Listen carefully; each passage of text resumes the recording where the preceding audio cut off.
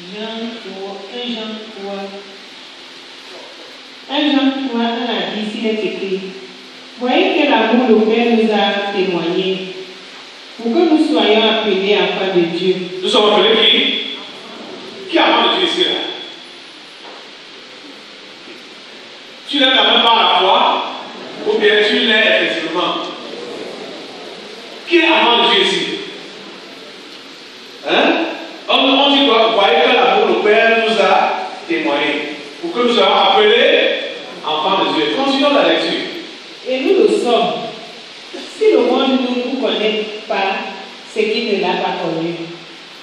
Bien-aimés, nous sommes maintenant enfants de Dieu. Et ce que nous serons n'a pas encore été manifesté.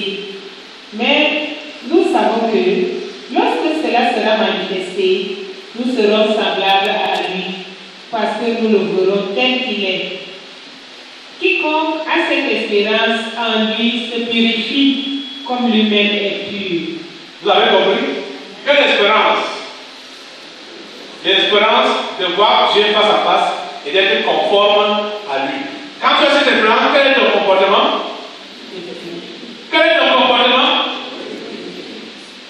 Vous savez votre Bible ouverte, non? Parlez fort. Quel est ton comportement? Ce n'est pas Dieu qui te purifie.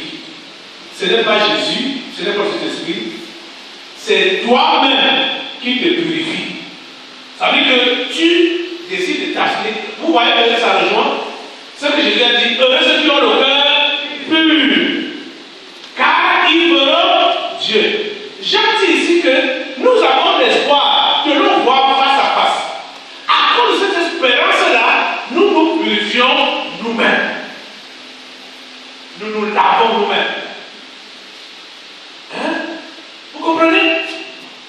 Bien-aimés, nous sommes maintenant enfants de Dieu et ce que nous serons n'a pas encore été manifesté. Mais nous savons que lorsque cela sera manifesté, nous serons semblables à lui. Alléluia. Semblables à Dieu. Et parce que nous le verrons tel qu'il est. Verset 3. Quiconque a cette espérance en lui se purifie lui-même. Se purifie comme lui-même est pur. C'est-à-dire pour être semblable à son Dieu. Le vrai croyant, le vrai chrétien, le vrai enfant de Dieu se remet toujours en cause. Tu n'as pas besoin de te comparer aux autres. Je suis bon chrétien par rapport à tel. Je ne pêche pas plus que comme l'autre là. Ce n'est pas ça. Tu as envie de voir qui? Hein? Dieu. Tu as besoin d'être comme lui. Parce que c'est lui le miroir. Donc tu le conserves, tu te purifies comme lui-même est pur. Donc tu vois que ta comparaison de la pureté et de la chrétienté, ce n'est pas par rapport à tes voisins, c'est par rapport à Dieu. C'est par rapport à Dieu. Est-ce que tu fais comme Dieu? Est-ce que tu fais comme Dieu? Est-ce que tu te comportes comme lui? Est-ce que tu parles comme lui? Est-ce que tu agis comme lui? Est-ce que tu penses comme lui? C'est ça. Quiconque a cette espérance en lui se purifie comme lui-même est pur. Tu dois te purifier comme Dieu est pur. Tu dois te sanctifier comme Dieu est saint. Tu ne te sanctifies pas en comparaison de ton frère en Christ ou bien de ta soeur en Christ. Il faut que vous compreniez très bien ça. Tu te sanctifies en comparaison de Dieu et non en comparaison de ton frère ou de ta soeur ou de ton mari ou de ton partenaire. Ce n'est pas en rapport à ton partenaire. Jésus a enseigné clairement, il a dit que deux peuvent être couchés sur un même lit, un sera enlevé, l'autre laissé. Cette de notre entourage, c'est ta relation avec Dieu. Et quand un humain ou des humains peuvent déjà te reprocher sur un mauvais comportement, tu dis que non, je n'ai pas, je rends seulement les comptes à Dieu. Tu es un menteur. Parce que Dieu, tu ne le vois pas. C'est l'homme que tu vois, qui est à l'image de Dieu. Et c'est lui qui te montre même le chemin de Dieu. Dieu a imaginé qu'il parlait ici là. Dites-moi, la personne que Dieu a fait asseoir comme ça, là, ou qui a écouté la voix de Dieu, soit sur Facebook ou sur une fréquence pour dire que toi, c'est moi Dieu, l'éternel Dieu qui te parle. Donne-moi ta vie. Qui a pouvoir entendre la voix de Dieu ici là? Qui a été mangé par Dieu ici là?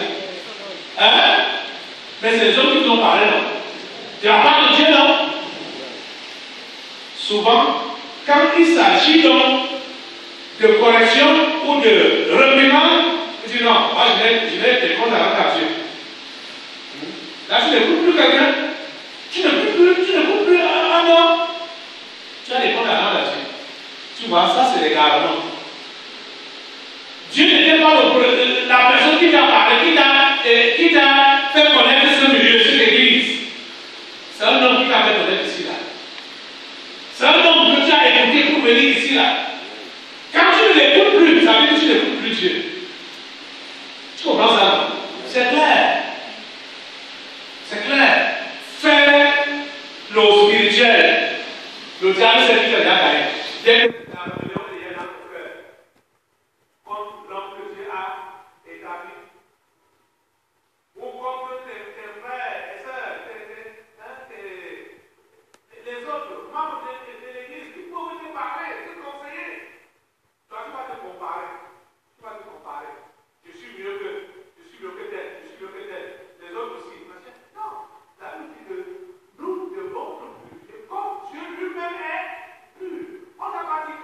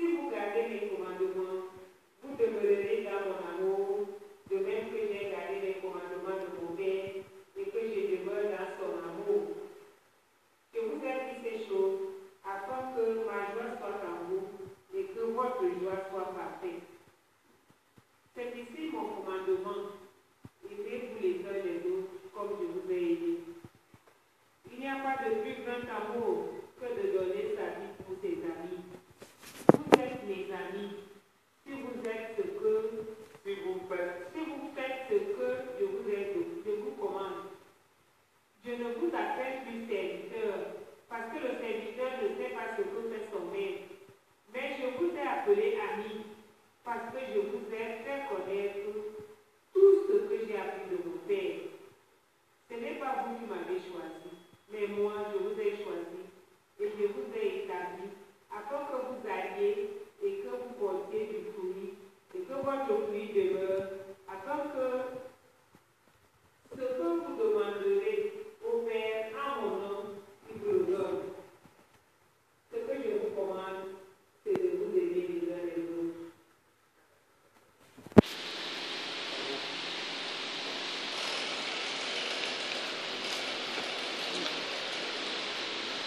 Amen. Jésus a été, nous sommes des savants.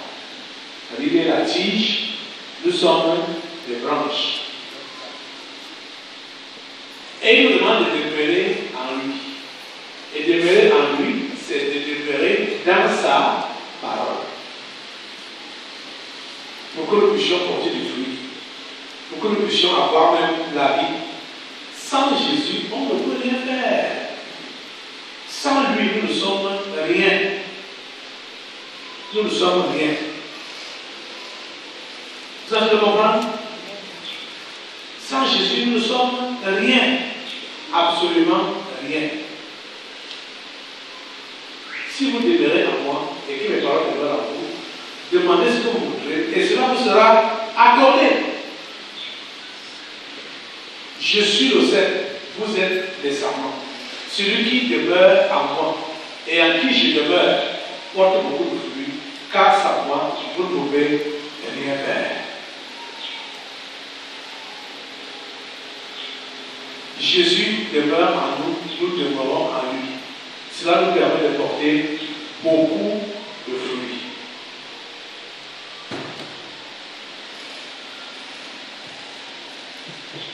Lisez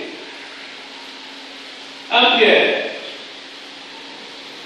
Vous allez comprendre que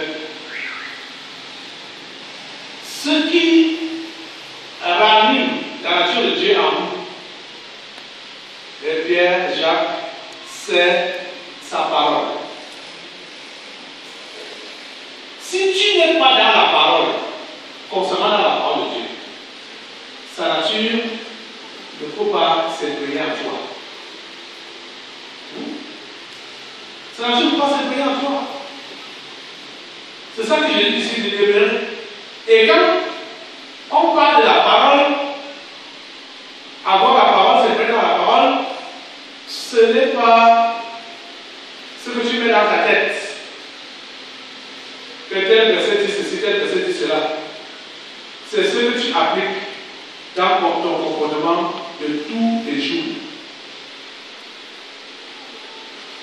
Tu comprends ça?